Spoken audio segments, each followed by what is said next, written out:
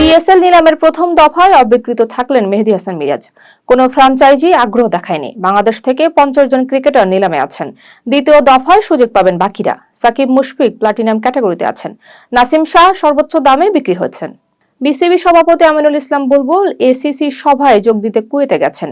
এশীয় ক্রিকেটের ভবিষ্যৎ নিয়ে আলোচনা হবে। সাম্প্রতিক সংকট নিরসন গুরুত্বপূর্ণ ইস্যু। বাংলাদেশের অবস্থান তুলে ধরবেন তিনি। 2 দিনের বৈঠক শেষে সিদ্ধান্ত আসতে পারে। ক্রিকেট মহলে নজর রয়েছে। বিশ্বকাপে ভারত-পাকিস্তান ম্যাচ মাঠে গড়ানোর সিদ্ধান্তে কৃতজ্ঞতা জানিয়েছে শ্রীলঙ্কা। পাকিস্তান সরকারের সিদ্ধান্তে ম্যাচটি হচ্ছে। বয়কট হলে বড় আর্থিক ক্ষতি হতো। শ্রীলঙ্কা প্রেসিডেন্ট কৃতজ্ঞতা প্রকাশ করেন। পর্যটন খাত রক্ষা পেয়েছে।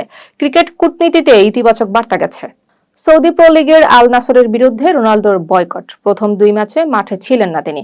14 ফেব্রুয়ারি মাঠে ফিরছেন তিনি। প্রতিদ্বন্দ্বী ক্লাব হিসেবে বেশি সুবিধা পাচ্ছে বলে তার অভিযোগ।